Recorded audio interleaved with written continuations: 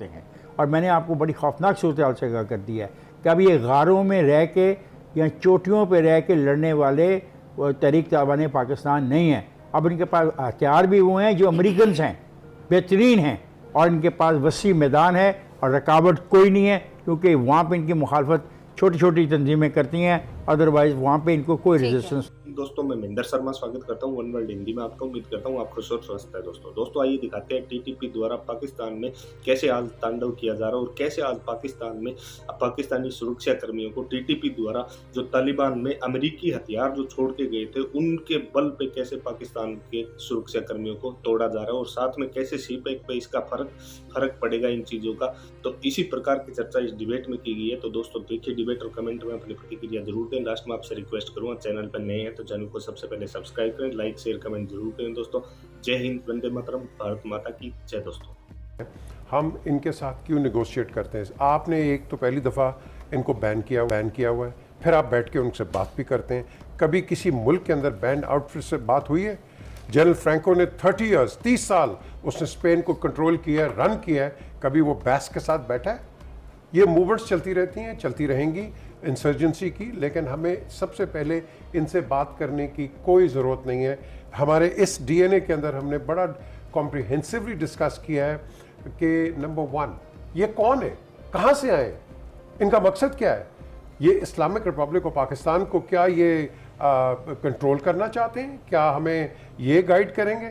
और हमें अमेरिका जैसा मुल्क हम वो उसके हाथ नहीं चढ़ते, तो ये कौन है? सो द क्वेश्चन है राइजेज, सख्त इक़दाम लेने चाहिए। इंटीरियर मिनिस्टर बिल्कुल सही है। अब आई थिंक इसमें कोई अपॉलॉजी नहीं है।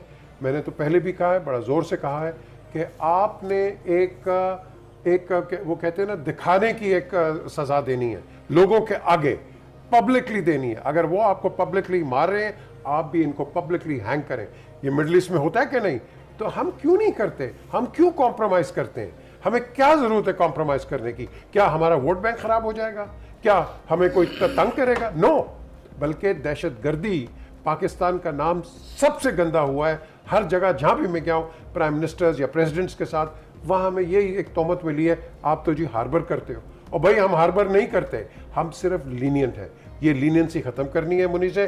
जब तक ये लीनियंसी आप ख़त्म नहीं करेंगे, ये आपके पास बार बार आते रहेंगे और बार बार आपको तंग करते रहेंगे। Enough is enough. हमने 70,000 अपना सिविलियन एंड मिलिट्री पर्सोनल इन दहशतगर्दों की वजह से ख़त्म करवाया। पीजे सर, रियासत ने बहुत कोशिश की है पाकिस्तान में दहशतगर्दी का कला कमा करने की, और एक तरह से मैं ये कह भी सकती हूँ कि कुछ तरह ये कामयाब हुई है। अगर हम पाकिस्तान का नाम सर्च इंजन पर डालते हैं तो जो पहले इमेजेस सामने आया करती थी वो अब नहीं आती। अब एक पॉजिटिव पाकिस्तान की इमेज देखने में आती है सामने। आपकी राय का मैं एहतराम करती हूँ। इफ्तिखार साहब, आपसे ये जानना चाहूंगी कि रज़ा रब्बानी की भी स्टेटमेंट सामने आई है। वो कह रहे हैं कि रियासत हकीकत छुपा रही है, दहशतगर्दी में इजाफा हुआ है।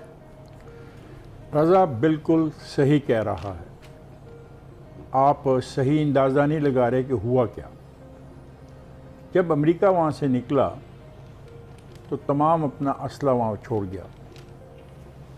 ये तहरीक तालिबान पाकिस्तान पहाड़ों में रहती थी, पहाड़ों से आगे हमले करती थी और वापस उन कचारों में और उन गारों में जाके छुप जाती थी। और अब इसके लिए खुले मैदान हैं, पूरा का पूरा अफ़गानिस्तान इनके लिए ओपन है। इनकी मूवमेंट पे वहाँ पे कोई रिस्ट्रिक्शन नहीं है। इनकी मूवमेंट पे रिस्ट्रिक्शन थी अमेरिका का खौफ, अमेरिका के ड्रोन, और वो ड्रोन हमलों के लिए मुखबरी करने वाले हैं। अब जब देखें कि एक दहशतगर्द तंजीम के पास जब बेहतरीन असला भी आ जाए, उनके पास वो हथियार आ जाए जो अमेरिका इस्तेमाल करता रहा हो, और जब उनको गारों में भी छुपने की कोई ज़रूरत नहीं है, उनके पास पूरा के पूरा मैदान मौजूद है, उनकी मूवमेंट पे कोई रिस्ट्रिक्शन नहीं है, और वहाँ की जो हुक्मरान जमात है तालिबान पे मुश्तमिल, वो उनकी साथी है, उनकी दोस्त है, उनके नज़रिए की हमदर्द है, बल्कि उसकी हमायत करती है, तो ये तो बहुत खौफनाक सूरत हाल जन्म ले रही है।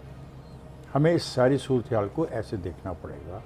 असला, उनके मूवमेंट के तरीक़ाकार, और जो दबाव हमारे पर बढ़ रहा है, जो हमारी सॉफ्ट वैली है बलूचिस्तान, वहाँ पे हमारे पे दबाव अब बढ़ रहा है।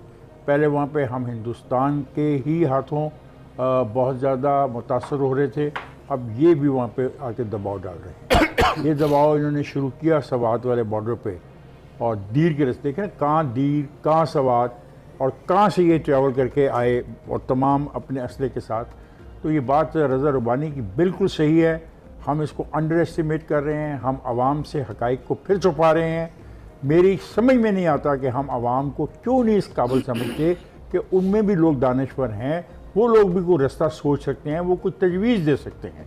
और मैंने आपको बड़ी खौफनाक सूरत हाल से आगाह कर दिया है कि अब ये गारों में रह के या चोटियों पर रह के लड़ने वाले तहरीक तालिबान पाकिस्तान नहीं है।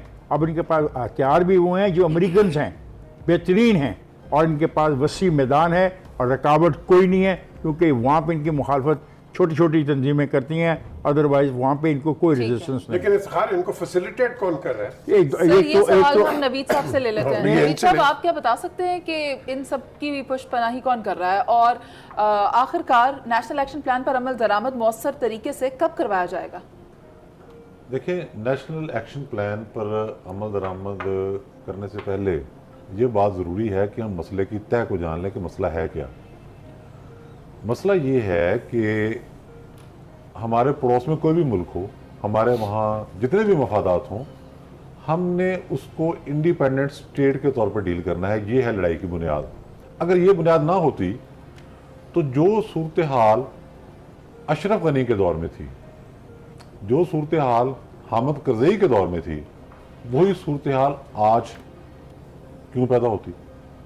अब तो तालिबान है ना, हम कहते हैं जी ये तालिबान है, और कुछ लोगों ने कहा कि जी पाकिस्तान से पढ़े हुए मदरसों से बहुत सारे लोग, इसमें कोई शुबा भी नहीं है, लेकिन सूरत हाल फिर वही है। आज भी अगर काबुल में कोई मुजाहरा होता है तो पाकिस्तानी सफारतखाने का घेराव कर लिया जाता है। इसका मतलब क्या है कि वहाँ के लोग ये इस बात पर कम अज़ कम मुत्तफिक हैं कि पाकिस्तान से मुदाखलत हो रही है। बेशक ये गलत बात हो, लेकिन उनमें ये बात फैला दी गई है। ये है बुनियादी मामला पहला। दूसरी चीज़ ये है कि बहुत देर से जंग जारी है, 79 से। इस जंग के अंदर अफगानिस्तान के अंदर बेताशा कैजुअलिटीज़ हुई, हमारी अपनी बहुत हुई, जो हम जिक्र करते हैं वार अगेंस्ट टेरर का, वो ये अफगानिस्तान के वाले से है ना जी। अच्छा, उसमें बहुत सारे स्टेक होल्डर आ गए, और नाम गिनाते जाएँ बहुत आगे चले जाएगा मामला। अब वहाँ पर किसी का भाई मारा गया, किसी का वालिद मारा गया, किसी का बेटा मारा गया, किसी घर की खवातीन मारी गई, अमलाक तबाह हो गई। तो वो इसका कसूरवार जो ठहराते हैं अमेरिका के साथ, वो पड़ोसी ममालिक को भी ठहराते हैं।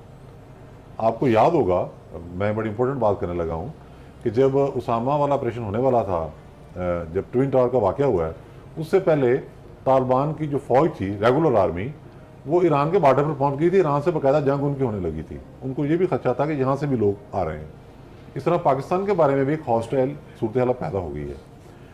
हिना रब्बानी खर जो गई हैं 2 दिन पहले, मैंने कहा था वो दौरा इंपॉर्टेंट है। वही बात है कि आपको मसला उधर एड्रेस करना पड़ेगा। क्यों? जब वो हालत जंग में थे तो जिनको हम आउटलास कहते हैं, जिनको हम दहशतगर्द कहते हैं, जिनको हम तकरीबकार कहते हैं, ये कंधे से कंधा मिलाकर उनके साथ गुरीला वार के अंदर शरीक थे अमरीकी फ़ौज के ख़िलाफ़। अमेरिका के जो ड्रोन हमले हमारे एरियाज के अंदर हो रहे थे या वहाँ हो रहे थे, जिसमें पाकिस्तानी तालिबान मारे गए, जिसे हम TTP कहते हैं, वो वही लोग थे जो उनके साथ काम कर रहे थे। मुल्ला फजलुल्लाह वहाँ मारा गया तो वहाँ बैठ के वो पाकिस्तान के खिलाफ तो काम कर ही रहा था, लेकिन साथ में अफगान तालिबान के साथ मिलकर अमरीकी फ़ौज के खिलाफ भी काम कर रहा था, इसलिए मारा गया ना, वरना क्यों मारा जाता। अब बात यह है कि अफगान हुकूमत ने, मैं समझता हूँ, बड़ी अच्छी बात की है। देखिए, क्लैरिटी होनी चाहिए, बजाय इसके कि मुनाफकत हो, डिप्लोमेसी हो।